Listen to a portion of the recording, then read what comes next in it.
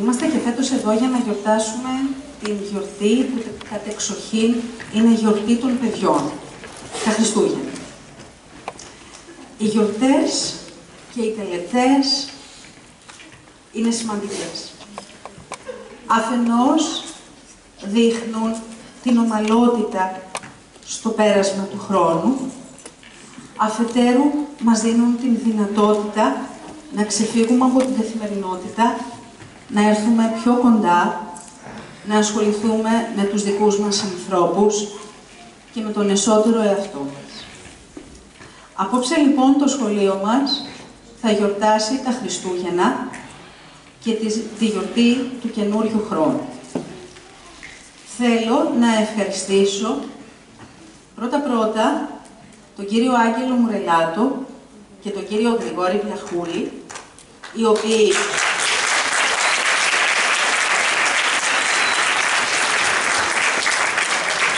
για δεύτερη χρονιά φέτος, άφιλοκερδώς, διδάσκουν τη χοροδία του σχολείου μας, κατόπιν συνεννοήσεώς τους με το Σύλλογο Γονέων. Χάρη σε αυτούς τους δύο κυρίους, πολύτιμους βοηθούς του σχολείου μας, έχουμε μια εξαιρετική χοροδία που θα απολαύσει από τη σελίδα. Πολλά ευχαριστώ οφείλουμε στην Κερικέ, ειδικά στον κύριο Άγγελο Κωνσταντάκη, τον πρόεδρο της, ο οποίος είναι πάντα δίπλα μας και μέσα στο βαρυφορτωμένο πρόγραμμα του θεάτρου αυτών των ημερών μας εξασφάλισε την αίθουσα για την απόψινή εκδήλωση. Πολλά ευχαριστώ στη Σχολική Επιτροπή και την Πρόεδρο, την κυρία Μαρία Κουνάδη, τη συνάδελφο. Χωρίς τη βοήθεια του Δήμου δεν θα μπορούσαμε πολλά πράγματα. Τον κύριο Βασίλη Λουκάτο, τον φωτογράφο, για τη φωτογραφική μηχανή που μας έχει προσφέρει για την κλήρωση που θα κάνουμε αμέσως μετά τις γιορτές. Πολλά ευχαριστώ στους περσινούς μας μαθητές που τώρα πια είναι στην πρώτη λυκείου και οι οποίοι δείχνουν με την παρουσία τους και ο Σπύρος ο Κυριαζής και ο Σπύρος ο Καλιατσάτος και η Βαγγελία η Βαγγελάτου δείχνουν ότι φεύγοντας από το σχολείο δεν ξεχνιέται και μένει πάντα μέσα μας. Όλα τα παιδιά που συμμετείχαν στην απόψινή και συμμετέχουν στην απόψινή εκδήλωση, τους γονείς τους, δηλαδή εσάς, που συμβάλλατε πάρα πολύ πηγαινοφέρνοντας τα παιδιά στις πρόβες, τον κύριο Γρηγόρη Μαυρογιάννη για το φωτισμό και τον ήχο, την κυρία Στάμου Στεριώτη για την άρτια παρουσίαση της παράστασης και θα ήθελα σε αυτό το σημείο να καλέσω τον κύριο Κωνσταντάκη για 2 εκθέσεις.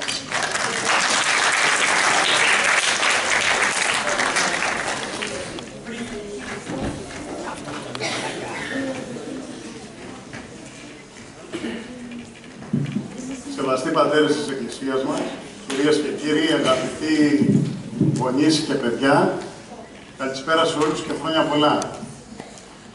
Χριστούγεννα δεν είναι μόνο τα λαμπάκια, οι εφάνταστοι στολισμοί, αλλά Χριστούγεννα είναι η αγάπη του κάθε ενός μας για τον συνάδελφο, να ετυπώνεται στον καθένα μας μια καλή πράξη και κάθε τι καλό που μπορούμε να κάνουμε και να αποτελεί μια προσφορά για τον συνάνθρωπό μας. Είναι πολύ σημαντικό αυτές οι γιορτές που κάθε χρόνο γίνονται, ιδιαίτερα στην εκπαιδευτική κοινότητα και σήμερα από το 3ο Γυμνάσιο Αργοστολίου. Πρέπει να σας συγχαρούμε, να σας πούμε ένα μεγάλο μπράβο και εσείς να δώσετε το πιο μεγάλο σας χειροκρότημα σε όλα αυτά τα παιδιά, διότι αυτό το αποτέλεσμα που θα δείτε σήμερα δεν είναι μόνο το σήμερα που είπε η διευθύντρια εδώ, η κυρία Νίκη Γαλιατσάτου, επειδή εμείς είμαστε καθημερινά εδώ, αρκετές πρόβες έχουν γίνει και γι' αυτό τα παιδιά αυτά όπως είπα και πριν, αξίζει το χειροκρότημά σας. Ένα μεγάλο μπράβο στον μαέστρο και στον Άγγελο Μουρελάτο και στον Γιάννη Παπαδηγόρη Παπαδοπούλη, δύο ανθρώπους οι οποίοι είναι μαζί συνεργάτες μας στην κοινοφελή επιχείρηση του Δήμου. Μπράβο για αυτή την προσφορά τους και εύχομαι σε όλους σας μια καλή εορταστική περίοδο, καλά Χριστούγεννα, καλή χρονιά σε όλους σας, με υγεία και χαρά στα σπιτικά σας. Να είστε πάντα καλά.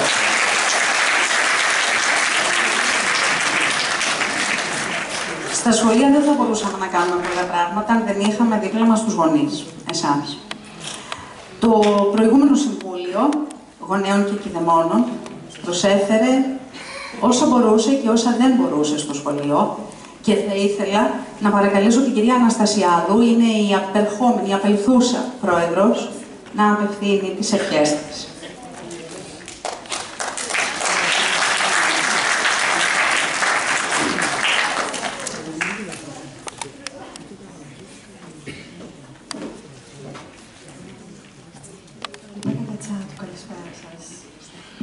Καλησπέρα κυρία Βελετσάτου. Καλησπέρα σας κυρίες και κύριοι, γονείς και κηδεμόνες του σχολείου τούτου. Ευχαριστώ πάρα πολύ καταρχήν για την πρόσκληση που μου κάνατε, την τιμή να με καλέσετε απόψε εδώ, σαν απερχόμενη πρόεδρος του Διοικητικού Συμβουλίου του Σχολείου. Εύχομαι σε όλους τους γονείς και τα παιδάκια και ειδικά στο Σύλλογο τους επόμενους να τα πάνε πάρα πολύ καλά, όπως και εμείς πήγαν πάρα πολύ καλά τη συνεργασία μας με το σχολείο, τους καθηγητές και την κυρία Διευθύντρια. Καλές γιορτές σε όλους σας. Ευχαριστώ.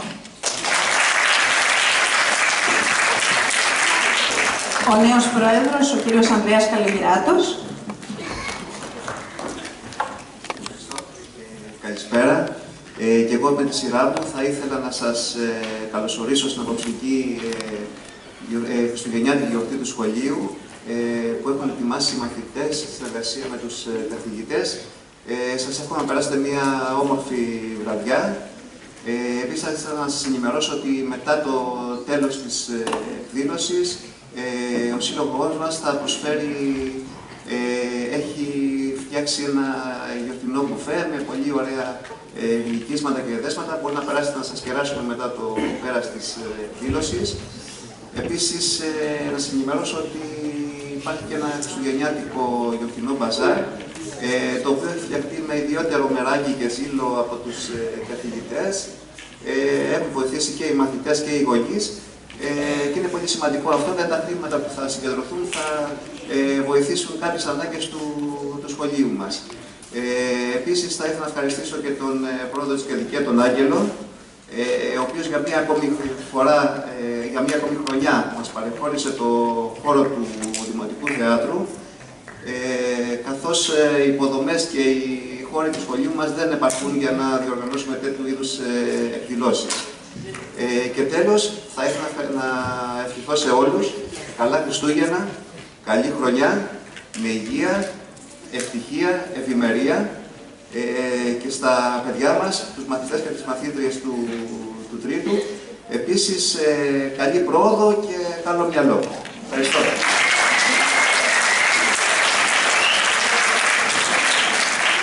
Τέλειωσαν οι λόγοι. Ο λόγος του Κοροδία τώρα.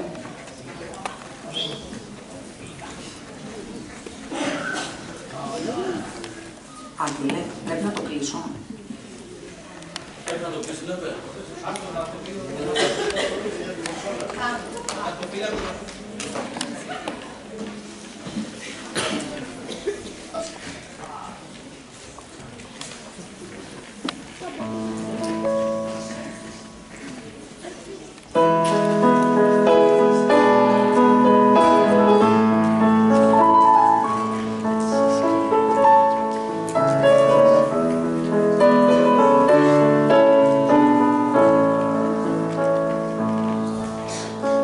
Oh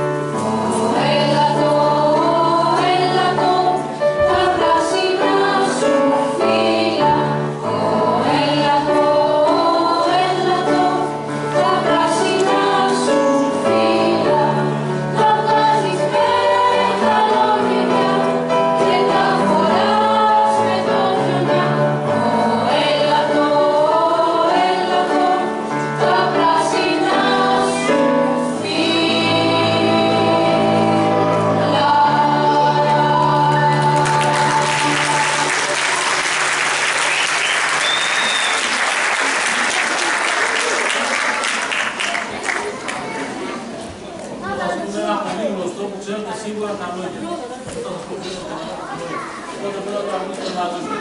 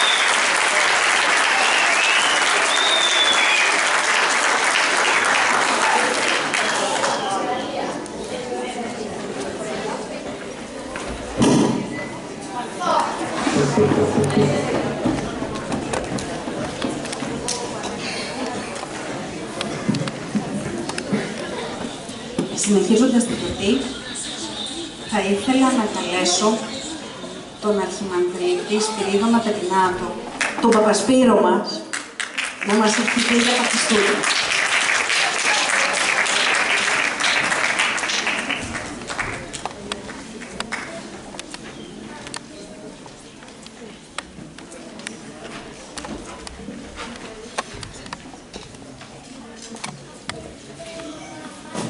Τα παιδιά από τη σκηνή και κρύωσε η σκηνή.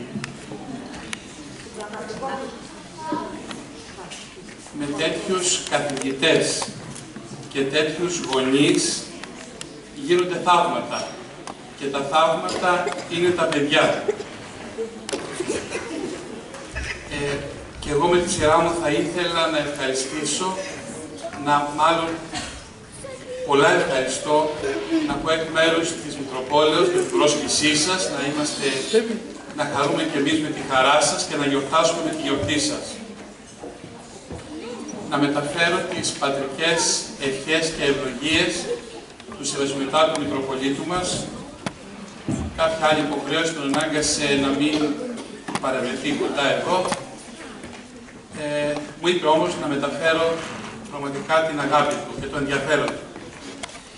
Και να μην σας κουράζω για να συνεχίσουμε την εκδήλωση, θα κλέψω κάτι που είπε η δασκάλα μας, ότι οι γιορτές είναι να ξεφεύγουμε από την καθημερινότητα. Όμως θα κάνω μια μικρή διευκρίνηση και μια σαν διόρθωση. Δεν ξεφεύγουμε από την καθημερινότητα. Όσες γιορτές και να κάνουμε, θα πρέπει, το μυστικό είναι κάπου αλλού. Μέσα στην καθημερινότητα να εντάξουμε τις γιορτές. Είτε αυτές λέγονται Χριστούγεννα, είτε οποιαδήποτε άλλη γιορτή. Και το μήνυμα το οποίο είναι διαχρονικό και βοηθάει και παρηγορεί και δίνει ελπίδα, είναι το μήνυμα αυτό που είπαν οι άγγελοι την ημέρα της γεννήσεως στους ποιμένες, στους βοσκούς. Ευαγγελίζου γη χαρά μεγάλη. Δηλαδή σήμερα στη γη η γη γιορτάζει, έχει χαρά μεγάλη. Όταν υπάρχει Χριστός στη ζωή μας, έχουμε όλη χαρά. Εύχομαι ο Χριστός να γεννηθεί μέσα στις ψυχές όλων μας, να φτιάξουμε τις ψυχές μας να γίνουν φάτινες, ζεστές, για να γεννηθεί ο Χριστός, και μάλλον αυτό το μήνυμα το έχουν πιάσει καλύτερα τα παιδιά, και ακούγοντάς τα και βλέποντάς τα τόσο όμορφα πρόσωπα, χαμογελαστά, ειλικρινή, καθαρά, αυθόρμητα, μπορούμε πραγματικά να το νιώσουμε κι εμείς και να πάρουμε από αυτή τη μεγάλη αληθινή χαρά. Να ευχηθώ στους γονείς και στους δασκάλους υγεία και καλή δύναμη στο έργο που ο καθένας επιτελεί. Στα παιδιά, μαζί με την υγεία που έχουμε πραγματικά, να έχουν πρόοδο και να επιτύχουν τους σκοπούς τους και τα όνειρά τους. Και εμείς μαζί τους θα χαρούμε και θα γιορτάζουμε. Εύχομαι καλά Χριστούγεννα, αληθινά Χριστούγεννα, συνεχή Χριστούγεννα. Πάντοτε Χριστούγεννα μέσα στην καρδιά μου. Χρόνια πολλά.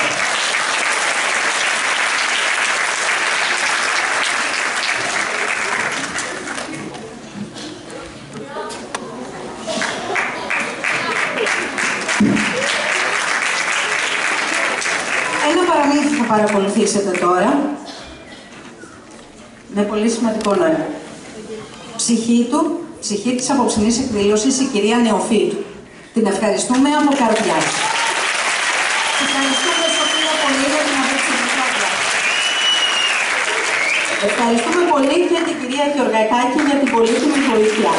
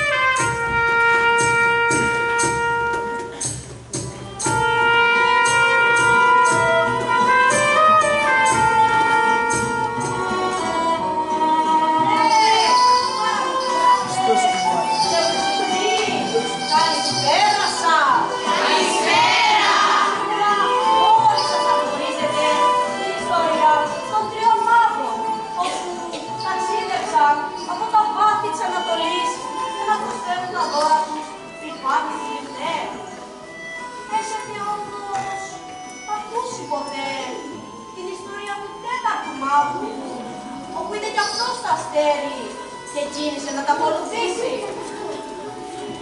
Πάμε λοιπόν! Κόκκινη κλωστή δεμένη, στην ανέβη τυλιγμένη. Δώσε κλώτσο να κινήσει, παραμύθι να κινήσει. Τον καιρό που αυτοκράτορας της Ρώμης ήταν ο Αύγουστος Καίσαρας και στην Ιουδαία βασίλευε ο βασιλιάς Ηρώδης, ζούσε στα Εκβάτανα, σε μια πόλη βαθιά μέσα στα βουνά της Περσίας, ένας άντρας που λεγόταν Αρταβάν. Από την οροφή του σπιτιού του Αρταβάν φαινόταν ψηλά τείχη, άσπρα, μαύρα, πορφυρά, γαλάζια, κόκκινα και ασημένια. Και πέρα από αυτά, ψηλά, σε έναν λόφο, άστραφταν σαν μεγάλο διαμάντι πάνω από την πόλη τα ανάφορα του αυτοκράτορα.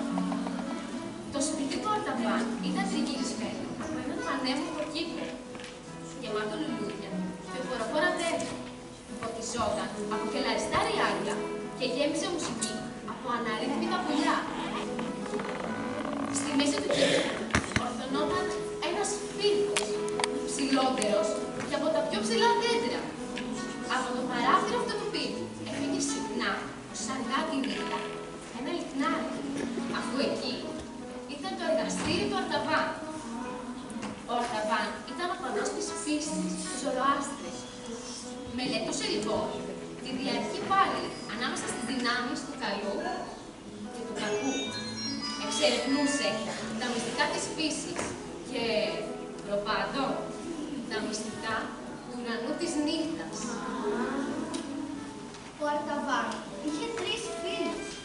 Να σας τους πω. Ναι! Είχε τον Γασπάρ, είχε τον Μελχιόρ και τον Βαλτάσαρ. Η γνώση των αστέρων αποτελούσε και για τους 4 άντρες την ανώτερη μορφή επιστήμης. Και τώρα ακούστε το πιο μαγικό. Είναι μια ανοιξιάτικη νύχτα, όπως οι 4 σπίτι παρατηρούνται τον ουρανό. Τι λέτε να ήταν? Τι ήταν? Ήταν 2 μεγάλους πλανήτες να συμπλησιάζουν στον αστερισμό των νυχτήρων. Και όχι μόνο αυτό, ήταν ένα αστέρι να φέγγει λαμπρά. Πιο λαμπρά από όλα τα άστρα που γνώριζε στο γνωστό τους. Οι 4 άντρες όμως γνώριζαν κάτι σπουδαίο. Ότι αυτό το αστέρι προμείνει την έλευση ενός μεγάλου δάσκαλου που επρόκειτο να γεννηθεί στο λαό του Ισραήλ. Αμέσως λοιπόν αποφάσισαν να ακολουθήσουν το αστέρι. Μάλιστα, συμφώνησαν να βρεθούν σε ένα μέρος μακρινό, στο ναό των 7 πλανητών της Βαβυλώνας.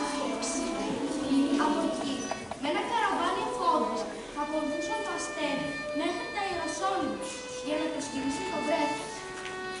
Ο Αρταβάν τακτοποίησε βιαστικά όλες τις υποθέσεις του. Όμως, αναγκάστηκε να πουλήσει το όμορφο σπίτι του με τους ευωδιαστούς κήπους και αγόρασε 3 κοσμήματα. Ένα ζαφύρι, ένα ρουμπίνι και ένα μαργαριτάρι. Ήθελε να τα προσφέρει, βλέπετε, ως δώρο στην ευγέννητο βρέφο. Έτσι, την παραμονή της αναχώρησής του, αποχαιρέτησε τον γέροντα πατέρα του και γονάτισε να πάρει το παιδί. Πρωτομαράς, πριν ακόμα να δείσει ο παλιός φιλιάρος, ο Αρταβάν μετέβηκε στους λάμπους του οργανωμένου άντρου, μάλιστα, περίπου τους βαθμίδες της Ιερώνας, την άσπρη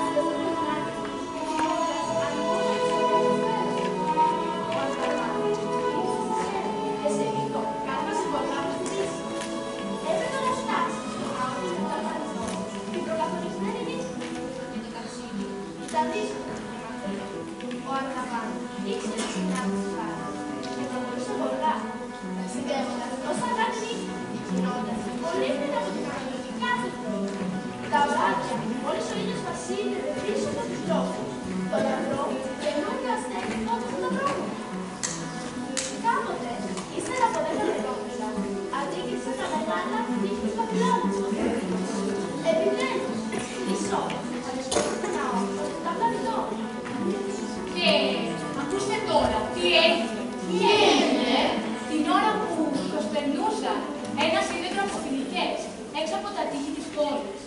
Η Βάστα, αναπήρησε, έτησε, έγειρε το κεφάλι της, λιμήτρισε απαλά και ύστερα κοντοστάθηκε, ρηγώντας σύγκορμη εμπρός από ένα σκουροόκο που διατραπόταν στις προτάσεις. Ο Αρταβάν τι να κάνει, ξεπέζεψε, κατεβαίνει και τι να δει. Τι είδε, το λιγοστόχο στον άσπρο, δέχεται μικρά, την μορφή ενός άντρα, φερδιασμένου κατά μεσής του δρόμου. Μα αυτός ο άντρας χρειάζεται βοήθεια. Μα πώς μπορώ να σταθώ να τον βοηθήσω, ειδικά απόψε που βιάζομαι τόσο πολύ. Θεέ της αλήθειας και της αγνότητας, οδήγησέ με στην Ιερά Οδό, την Οδό της Σοφίας, που εσύ γνωρίζεις καλύτερα από κάθε άλλο θνητό. Έφερε λίγο νερό και το ανακάτεψε με μερικά τα ιαματικά βότανα που είχε πάντα μαζί του.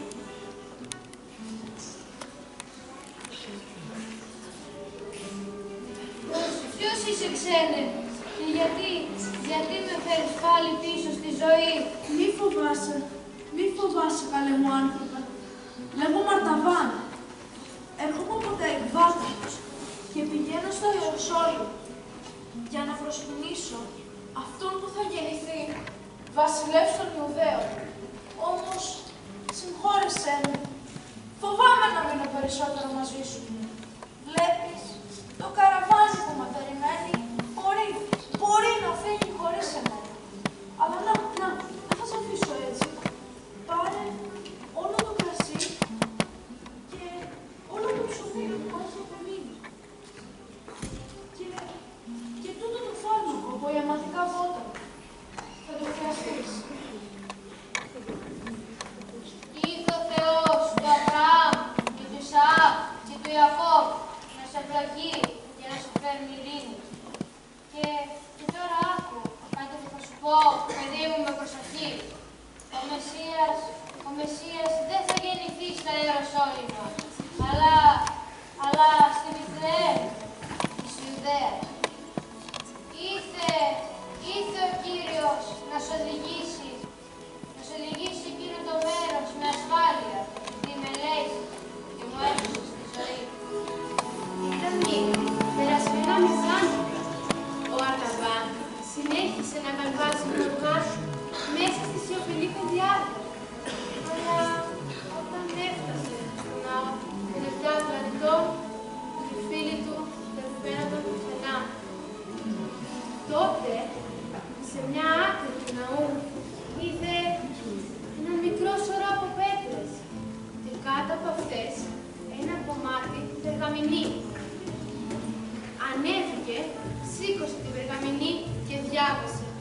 Δεν μπορούμε να περιμένουμε άλλο. Φεύγω για να συναντήσουμε τον βασιλέα των βασιλέων. Πώς θα φτάσω τώρα στην Ιουδαία, χωρίς τρόφιμα και με ένα καταπονημένο άλογο? Πρέπει να γυρίσω πίσω στην Βαβυλώνα για να πουλήσω το σαφύρι μου για τρόφιμα και καμήλες για ταξίδι. Αλλά μόνο ο Θεός ξέρει αν θα μπορέσω να συναντήσω ποτέ τον βασιλέα των βασιλέων, επειδή σταμάτησα να βοηθήσω έναν άνθρωπο που πέθανε. Αλλά μπορεί να μην προλάβω ποτέ του.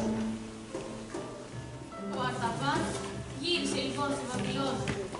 Πούλησε το αστραφτερό ζαφύρι του και το αγαπημένο άλογο του, τη Βάστα. Αγόρασε ένα καραβάνι καμήλες και ύστερα άρχισε το ταξίδι μέσα από την αφιλόξενη έρημο. Γύρω του ορθώνονταν ψηλοί γκρεμοί, τρομακτικοί, σαν στα χιάμτερά του. Ρόφοι από κινούμενη άμμο άλλαζαν συνέχεια θέση πίσω από τον δρόμο του. Την ημέρα, δυνατός κάψονας να ψάριζε τη γη και πουθενά, μα πουθενά, δεν φαινόταν ζωντανό πλάσμα να κινείται. Τη νύχτα, τσακάλια λιχτούσαν και ούρλιαζαν από μακριά, ενώ δρυμή ψύχος σκέπαζε τους αμόλυφτους. Αλλά αυτός συνέχιζε τον δρόμο του.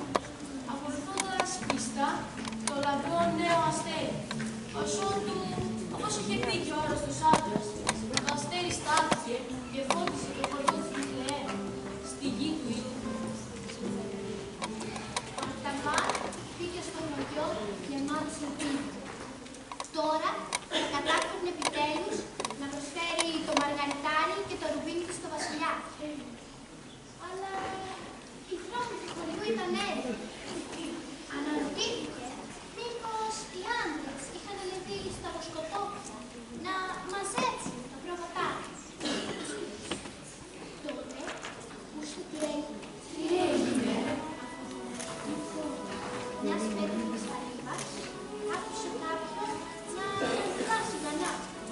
Μπήκε μέσα και είδε μία γυναίκα που καλύβιζε το νερό.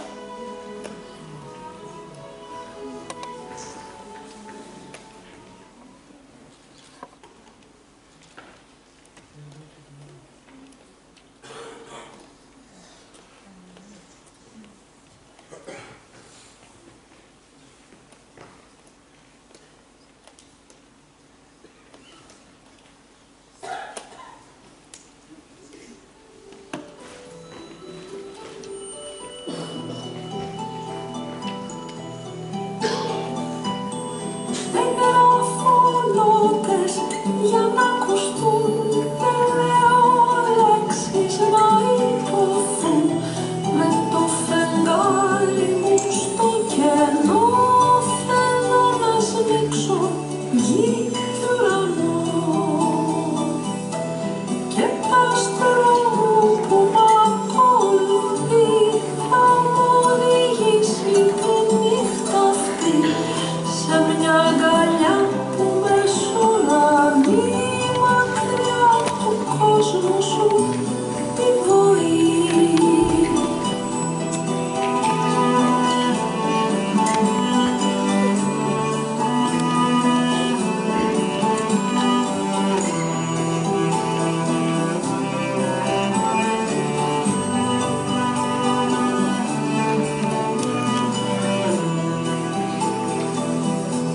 Κλείνω τα μάτια μου στο κενό, πιάνω μόνο το όνειρο να σωθώ.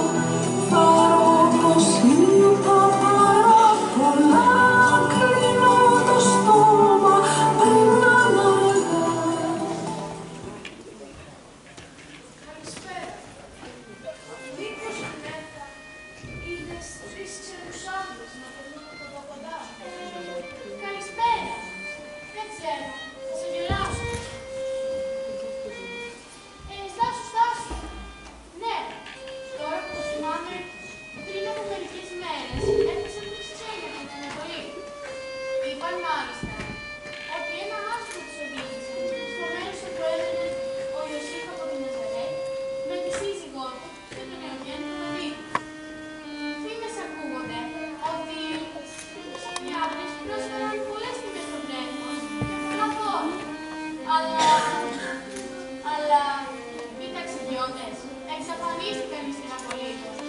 Και ο άντρας από την Ναζαρέτ λέγεται ότι έφυγε στην Αίγυπτο με την οικογένειά του. Λες και έχει πέσει καβλάρα στο χωριό μας. Και δεν μας έκανε όλα αυτά, τώρα έρχεται και ο Ρωμαϊκός στρατός να επιβάλλει νέους φόρους. Έτσι, οι άντρες του χωριού τι να κάνουν, πήραν τα παπάκια και τα πήγανε ψηλά στο βουνό από ξύλινο του χώρου. Βοήθεια! Βοήθεια! Σώστε μας! Πάρτε τα παιδιά μας! Κάντε κάτι! Θα σε κυνηγώ! Ο Ηρώδης! Ο στρατός! Βοήθεια! Βοήθεια! Βοηθήστε μας! Σταμάτε! Έρχεται ο Ρωμαϊκός! Βοήθεια! Τα παιδιά μας! Τα παιδιά μας! Το πρόσωπο του νεαρής γυναίκας πάνιασε από τον δρόμο.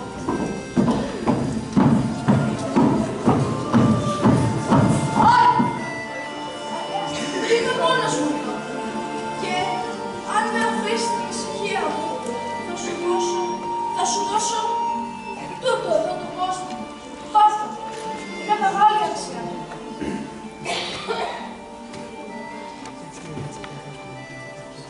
Μεταβολή! Προχωρήστε! Γρήγορα!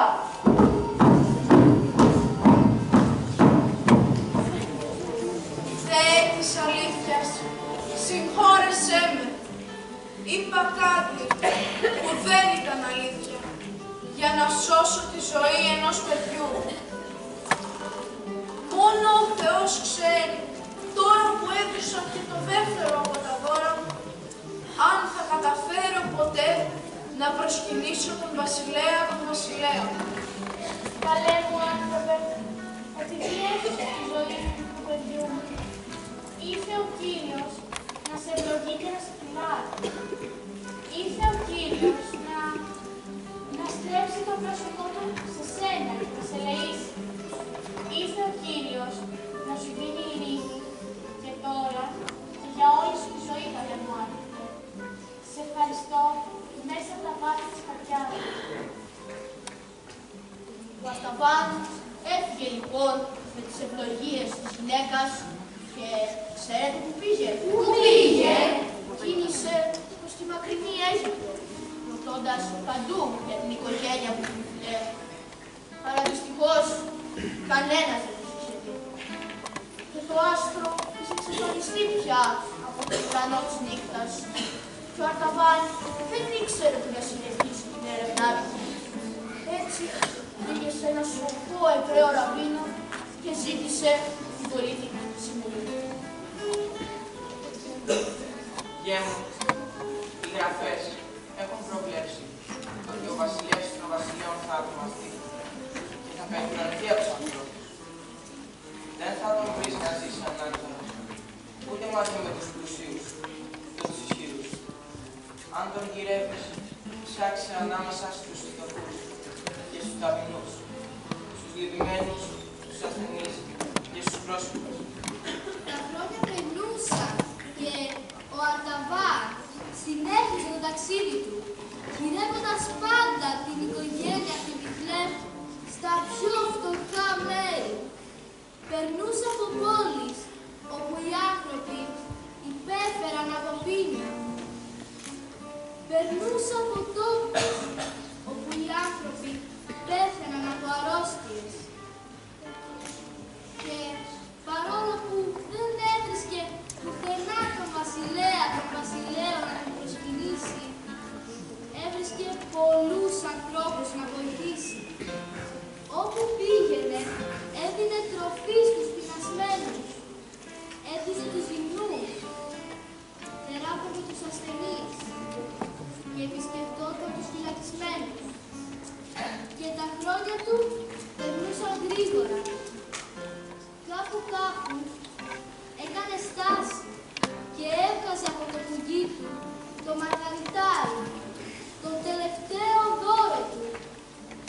Το ατέμιζε και αναρωτιόταν αν θα καταφέρει τελικά να συναντήσει τον βασιλέα των βασιλέων. Και έτσι, καλοί μου παραμυθάδες, πέρασαν 33 χρόνια από τότε που ο Αρταβάν είδε πρώτη φορά το άστρο που κίνησε το ταξίδι του. Τώρα, γέρος πια και αποκαπωμένος, ταξίδευε το Ιεροσόλυμα για να το ψάξει την τελευταία φορά. Έφτασε στην πόλη, τις μέρες του Πάσχα. Τα Ιεροσόλυμα ήταν γεμάτα από κόσμο που είχε για τη μεγάλη γιορτή. Αλλά αυτή τη φορά υπήρχε στην ατμόσφαιρα ένα περίεργο προαίσθημα κακού. Από όλες τις μεριές ακούγονταν σαν λόγια που κατάνιζαν. Τα πόδια που σύνονται σε βάθος μέτρες όπως τα πύχη συνέρεαν το πηγήλι του Δαμασκού. Μα τι συμβαίνει εδώ? Πού πηγαίνει όλος αυτός ο κόσμος? Δεν κάνω. Τι έγινε? Λένε ότι θα γίνει μια σταύρωση σε λίγο. Μια σταύρωση? Μα ποιος θα πρόλαβε? Σταυρώσουν δυο ληστές και κάποιον άλλο. Κάποιον που ονομάζεται Ιησού. Πού είναι αυτός? Είναι, αν θυμάμαι καλά, ο Ναζαρέου. Έχω ακούσει για αυτός ο άνδρας τι κάνει. Πολλά θαυμαστά πράγματα. Γι' αυτό όλοι τον αγαπούν πολύ. Αλλά τι?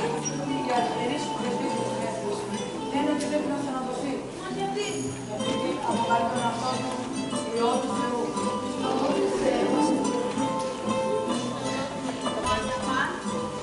Κατάλαβε αμέσως ότι αυτός ο άνδρας ήταν ο βασιλεύς των βασιλέων που αναζητούσε όλα αυτά τα χρόνια. Η καρδιά του πήγε να σπάσει και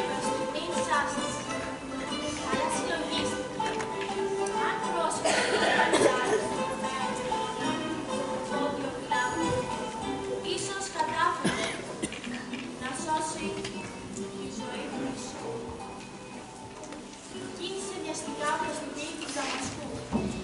Αλλά όπως έμπαινε στο ξενοδοχείο, είναι μια τραγική εικόνα. Πού πας, πού πας, ποιος εσύ, Ελέησέ με, σώσε με. Ο πατέρας μου ήταν οπαδός του Ζωροάστρου. Και από τα ρούχα σου καταλαβαίνω ότι ανήκεις κι εσύ στην ίδια πίστη. Ξέρετε, είμαι τελώς μόνη στη ζωή. Ο πατέρας μου πέθανε. Και τώρα πρέπει να πουληθώ στους δεκόρους για να κλειδώσω τα χρέη του. Βοήθησέ με, σε οικετεύω. Είσαι η τελευταία μου ελπίδα. Σήκω πάνω. Ο Αρταβάν κοίταξε την κοπέλα και ρίγησε. Βρισκόταν τρίτη φορά εμπρός στο ίδιο δίλημα.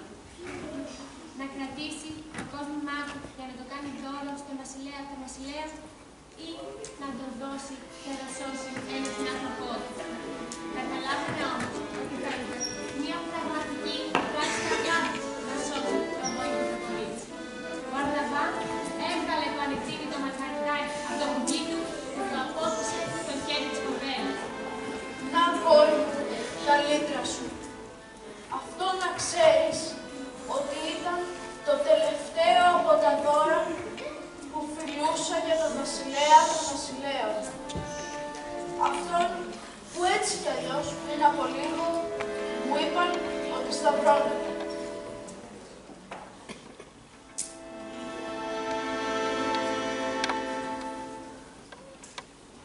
Προχωρήστε!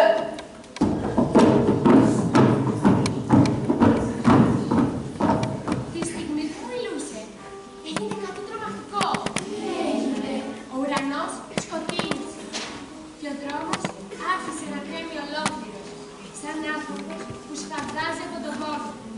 Τα σπίτια συντονίζονταν, πέτρες έπεφταν και συγκρίνονταν κατά γης και σύννεφα από σκόνη κάλυψαν την πόλη. Οι στρατιώτες το έβαλαν στα πόδια κατατρομαγμένοι, τρεγκλίζοντας σαν μεθυσμένοι. Και ο Αρταβάν και η κοπέλα πήγαν και